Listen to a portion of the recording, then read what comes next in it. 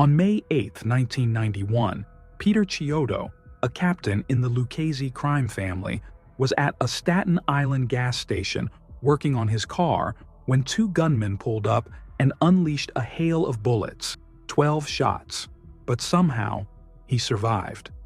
So, why was he targeted? Well, Chiodo had been caught up in a massive federal case that exposed how all 5 New York Mafia families were rigging city construction contracts and skimming millions. His mistake? Pleading guilty without getting permission from his bosses. And those bosses? None other than Anthony Gaspipe Casso and Vittorio Vic Amuso, 2 of the most ruthless mobsters to ever run the Lucchese family. These guys didn't just kill rivals. They whacked their own men for even the slightest suspicion of betrayal. Their leadership wasn't just built on power, it was built on paranoia and blood. But here's the twist. After years of ruling with an iron fist, dodging the law, and leaving a trail of bodies in their wake, Gaspipe Casso did the unthinkable, seizing the throne and spilling blood. That year, Lucchese boss Tony "Ducks" Corallo was convicted in the Mafia Commission trial. With Corallo staring down a 100-year prison sentence, he needed someone ruthless enough to take over. His choice? Vic Amuso. And Amuso, in turn, made Gaspipe Casso his underboss. Bad news for anyone who got in their way. These two wasted no time turning the Lucchese family into a bloodbath, wiping out anyone they even suspected of disloyalty. Dozens of men vanished, some never to be seen again. But their paranoia didn't stop there. They even went after their own hitmen. Casso became infamous for using corrupt NYPD detectives, nicknamed the Mafia Cops, to do his dirty work. These weren't just dirty cops. They were full-on contract killers, kidnapping, torturing, and executing Casso's enemies, all while still collecting a paycheck from the city. At one point, Casso even had them hunt down and kill a Gambino associate in a drive-by shooting using their police cruiser. But for all their brutality, Amuso and Casso made one fatal mistake. The beginning of the end. By 1990, law enforcement was closing in, and Amuso and Casso knew it. Instead of facing the heat, they vanished, running the Lucchese family from the shadows, handing down orders through intermediaries. But if anything, their paranoia only got worse. They ordered even more murders, including the hit on Peter Chiodo. The problem? Chiodo survived, 12 bullets and still breathing. And instead of staying loyal, he flipped, becoming a government witness. That was the beginning of the end. In 1991, the feds finally caught Amuso, but Casso, he wasn't going down that easily. For 2 years, he stayed on the run, hopping between safe houses, changing disguises, and using his network of corrupt cops to stay one step ahead of the FBI. But in 1993, his luck ran out. The chase was over. The feds had finally caught Gaspipe Casso. From boss to rat. At first, Casso was defiant. He laughed at the FBI, convinced he could beat the case. But then reality hit. 72 charges, including murder, racketeering, and conspiracy. He was staring down a life sentence, and suddenly, the once feared mob boss did the unthinkable. He flipped. Gaspipe Casso, one of the most ruthless mafia leaders in history, had become a government informant.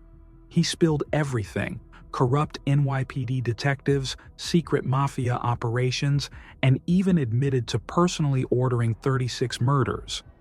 But here's the catch. Even the feds couldn't trust him.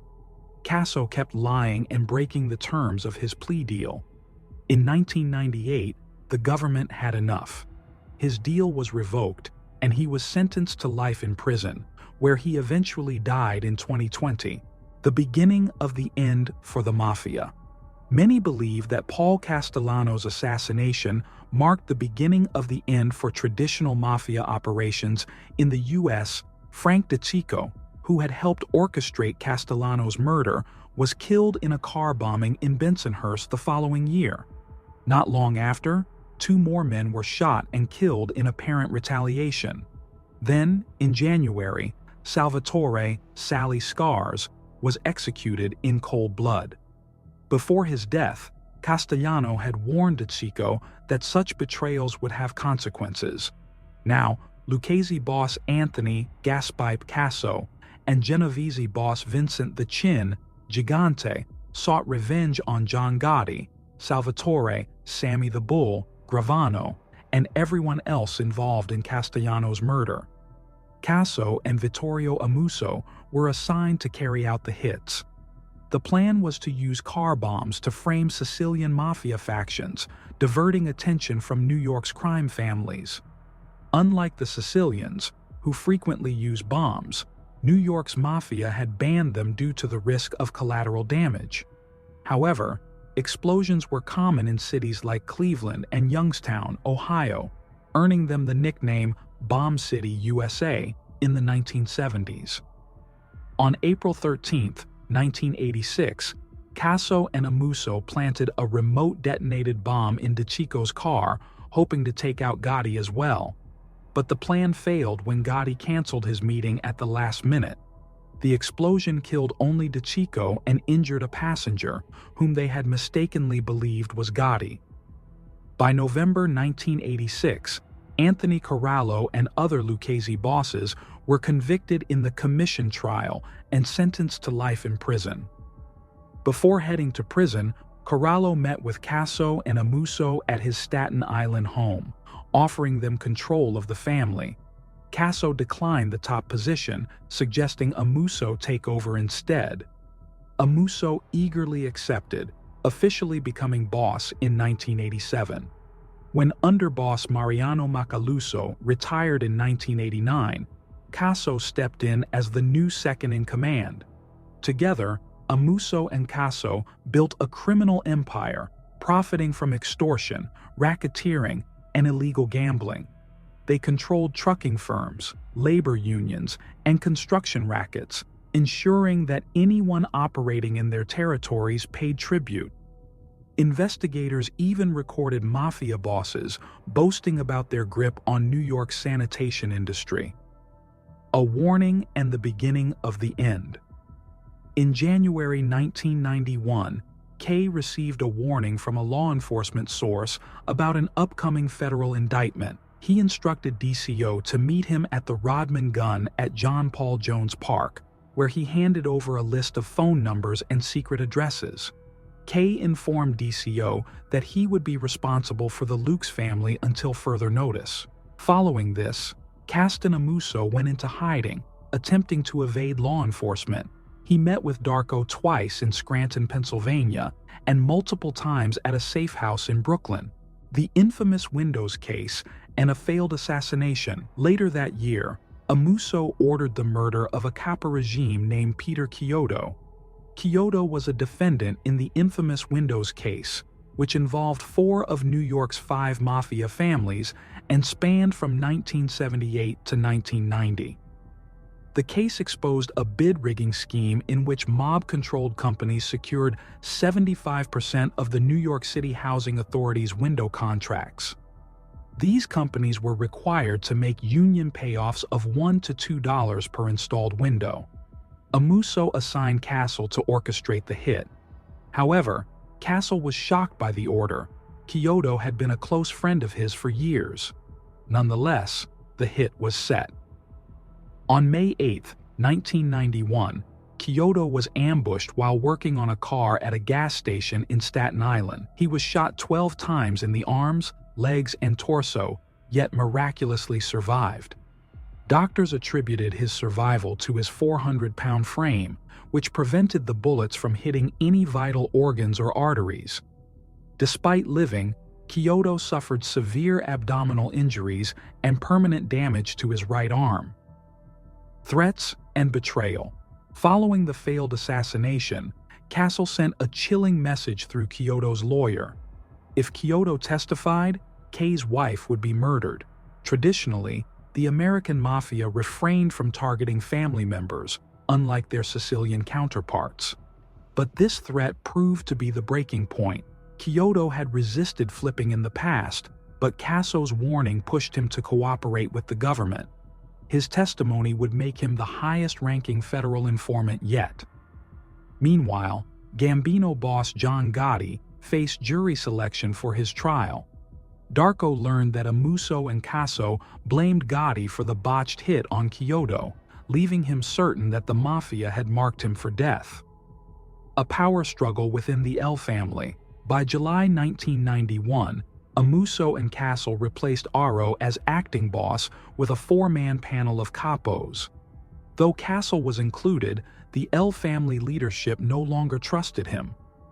On July 29, 1991, Sawo was arrested after an insider from within the LC family tipped off authorities. This left Casso as the de facto boss, though he was enraged and desperate to uncover who had betrayed Amuso. He even arranged for Amuso's wife to receive $250,000 in a shoebox and devised an elaborate prison escape plan, which Amuso ultimately refused out of fear. Whether he wanted the position or not, Casso was now in charge. Mafia families now under siege. By September 21, 1991, Darko, fearing for his safety, contacted FBI agent Robert Marston. He revealed that the L family was now targeting entire families of suspected informants. That night, the FBI placed Darko and his family in witness protection. With Darko and Chiodo now cooperating, the government could bring murder indictments against the L family's leadership. However, Casso and Amuso were not ready to back down. They escalated their tactics by targeting Chiodo's family, an attack that shook the underworld. On March 10, 1992, L crew enforcer Michael Spinelli shot Chiodo's sister, Patricia Capozello, while she was driving in Bensonhurst. The attack was shocking, even by Mafia standards. Two masked gunmen fired 3 bullets into her arm, back, and neck, yet she survived. The decision to attack a woman, a mother, and a civilian was considered an infamia, a dishonorable act, even in the underworld. The shooting sent a powerful message. Keep your mouth shut because no one is safe. Prosecutors feared this warning would deter future informants. Casso's arrest and the fall of a crime lord. By 1993, CLE ordered the murder of Bronx capo Stephen Ka, but the hit was never carried out. Meanwhile, the FBI ramped up its investigation. Agents traced Frank Lino's calls to a phone near Bud Lake, New Jersey. This led them to obtain a warrant, ultimately tracking Lino's calls to Casso himself. On January 19, 1993, Casso was arrested in Mount Olive, New Jersey. He had just stepped out of the shower when FBI agents moved in. A search of his residence uncovered a rifle, $340,000 in cash, FBI reports provided to his defense attorneys, and extensive documentation detailing the L family's financial operations. Among the seized documents were records of Christmas tribute payments from LC crews and a list of proposed made men, disguised as a wedding guest list. Thanks for watching. Please like the video, press the subscribe button, and also drop your thoughts in the comment section.